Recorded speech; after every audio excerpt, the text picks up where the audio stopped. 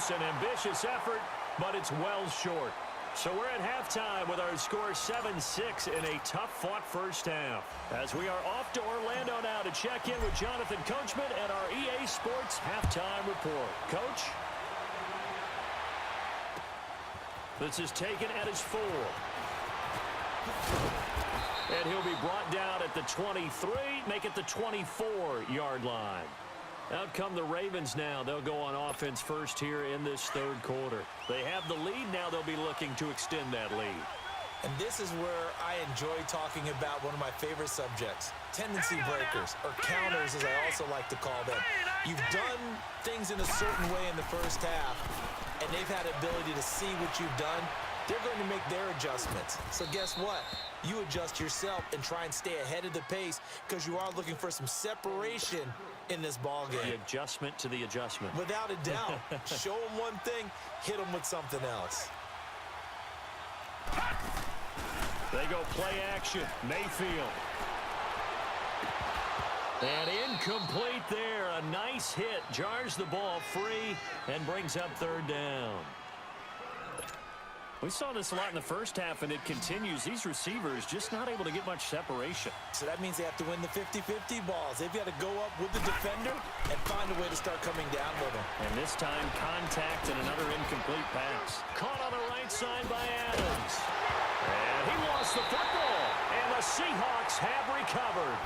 We have seen this before, and we know coaches preach about this and work on it all the time. Catch the ball.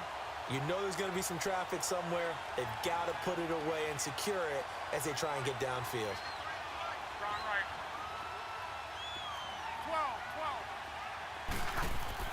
12. Following the fumble recovery, here's Love. And he'll hit the slant route. That's caught by Cooper. And he'll get it down on the play to the 37. Give him 9 there on the first down completion. Nothing fancy on first down, but a very consistent type of a play. Hit that slant. A lot of people call it an extension of the running game, and it can be if that pass is completed, because you hit a guy on the run like that, you often can go for big yardage. Sets him up nicely for second down, staying ahead of schedule. Ball up to the 35 now as they come up on 1st and 10. They go play action here on first down. But when this ball's tipped and intercepted. Picked off at the 15. And a big turnover there as his guys will get the football back. Offensively, when you see cover 2, the thought has to go through the quarterback's head. Drive the football when making throws. It's not just the deep guys covering. It's the guys underneath you have to be careful of. Drive your throw. Otherwise, you see what results? Interceptions. Throwing to start the drive, but that one incomplete. A pretty good coverage there, and both of these defenses, they've had good coverage throughout this one. No doubt about it, and in today's NFL, where we're used to a bit more scoring, this feels almost like a well-pitched game in baseball on both sides, where the tension continues to build. Who's going to make the big play? They try to throw on second down, but this one is incomplete. Big play coming up. Here's 3rd and 10. I would expect to see some pressure here. They went with a dime look on defense. 2 extra defensive backs on the field and covered up essentially every blade of grass. That allowed them to disrupt the play. The pressure drops off as they'll look to throw. Give him 30 yards there. There will always be a place for methodically marching the ball downfield. But when you can pick it up in big chunks and strike like that, have explosive plays, that's often the difference in winning and losing.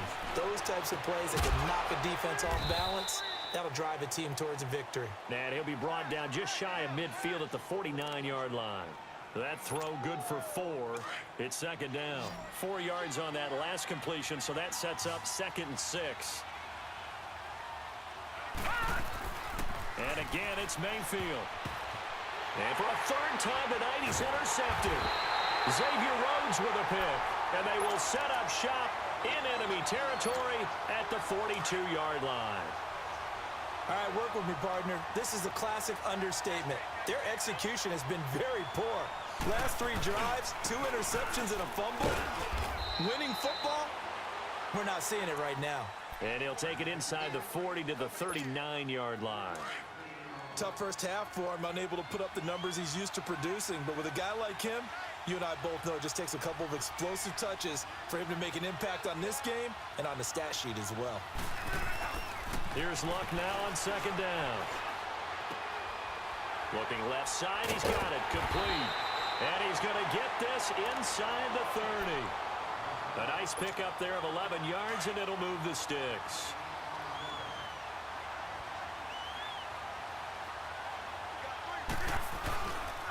Now Gordon on first down. And he's going to fight his way forward here for a modest gain. Tackle there going to Marshawn Lattimore. I have to think a major focus at the halftime meetings had to be figuring out how to create space for the running game to get operating. Well, what you pointed out to me at half seems accurate. That line has struggled to sustain blocks. Yeah, I would agree with that totally. They've got to focus on staying on their double teams at the first level, make sure that block's secured before they slide off and try and chip someone at the second level.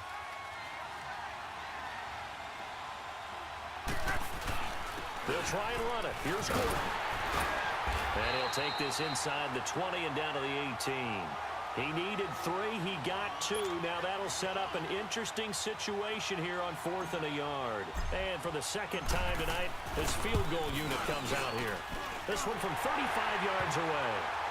So he missed that field goal earlier, but he says not this time. Able to knock it through, give his guys 3. I like his poise. I like his confidence, his belief in himself. Sometimes when you miss that first one, you see a lot of guys sag and they can't make the next one. Not in this case. Stepped right up like a pro.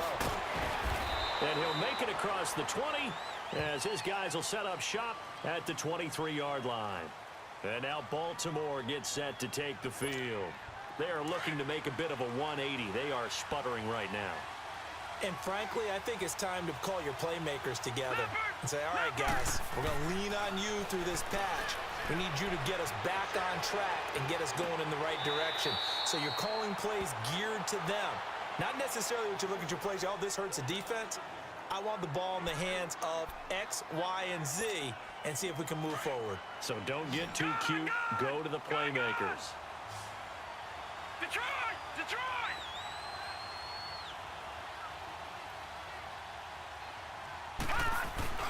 Now a second down throw for Mayfield. Steps away to his left.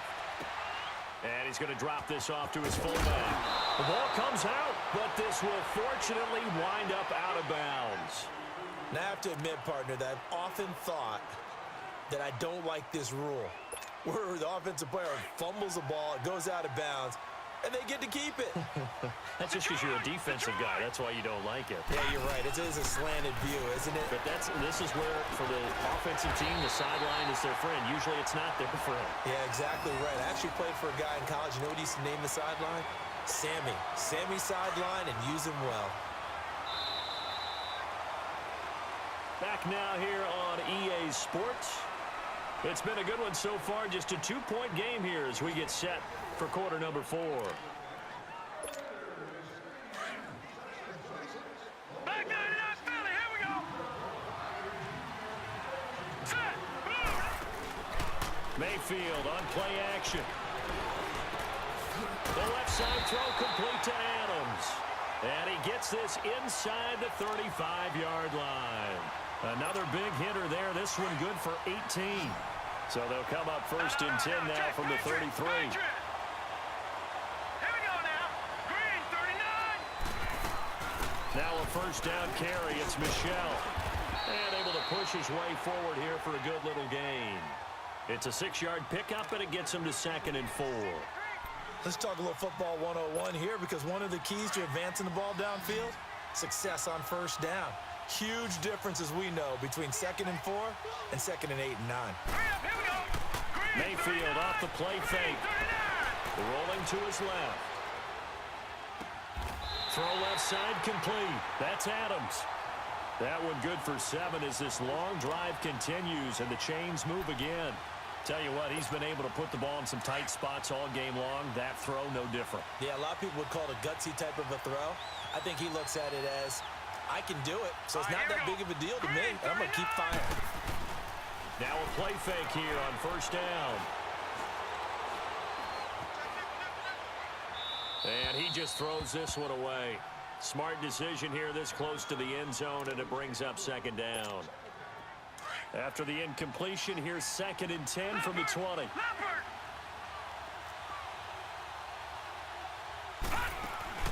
Play action now. Here's Mayfield. And this is complete. It's Allen. And they work this near the 5. He'll be stopped at the 6. The Raven passing game getting in sync. Another first down. Now that was pretty. They executed that curl route versus zone coverage, and that changes things a little bit because against man, it's often a tight curl, tight, sharply run route. Against zone, you're just looking for that open spot, that dead area, so you may curl it a little bit wider just to get to that place. And usually a tight window. He fired a bullet in there for the completion. He'll get 2 out of that run, and it's going to bring up a 2nd and goal. Here's Mayfield. Sliding out of the pocket. And the hit jarred it loose. It's incomplete.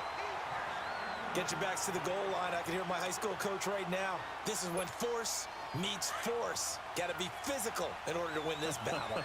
Yeah, that's where the physicality pays off. A nice job forcing the contact and forcing the incompletion. Yeah, Coach Ford would have loved that play. Under pressure now, and he's going to go down. Sacked back around the 8. Bud Dupree in there to get him for a loss of 3, and it'll be 4th down. Likely the play of the game here, trailing in the final quarter and going for it on 4th and goal. Time for a break. We're back to see what happens after this.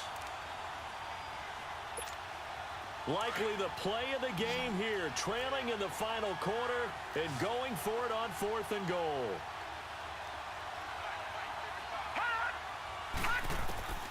Desperation time. Mayfield on 4th down. And he can't get a throw away. He's taken down. He couldn't get the ball away on 4th and goal. And the Seahawks are going to take over the football.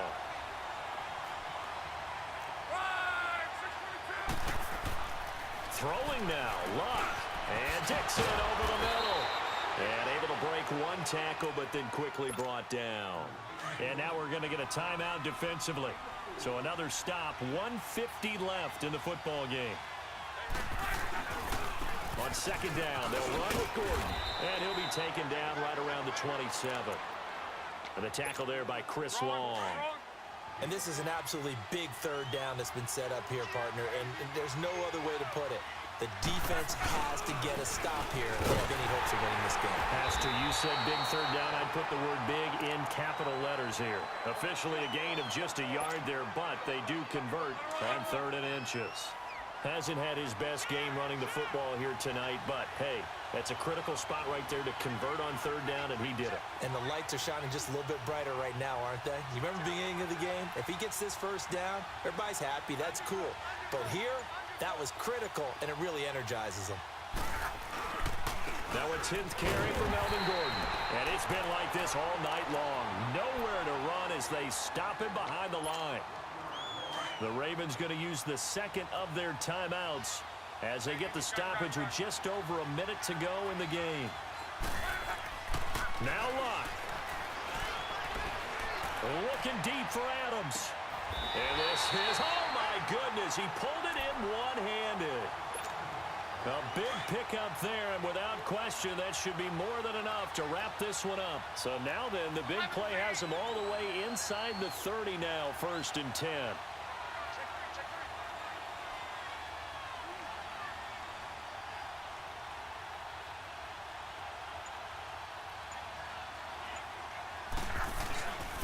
Now a handoff. This is Gordon. And it's been like this all night long. Nowhere to run as they stop him behind the line. Maybe just a slight detour on what's been a strong drive. Here's 2nd and 11. They keep it on the ground. Again, Gordon might have gotten this one down to the 28, and that's all. Tackle made by Ziggy Ansah. Charles, why didn't they just take the knee there? You're asking the question that I'm asking as well, because we've seen a lot of football where coaches decide maybe they get a little greedy. I don't know if they're doing it for stats or for what reason. We've seen it happen in college. And how about in the NFL? The miracle of the Meadowlands. All they had to do was take a knee and the game was over. The Giants ran it one more time. Ball popped free.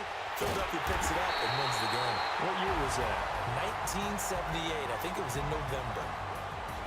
Well, Charles, the old saying, the old cliche, if you will, points at a premium. That's certainly applied here.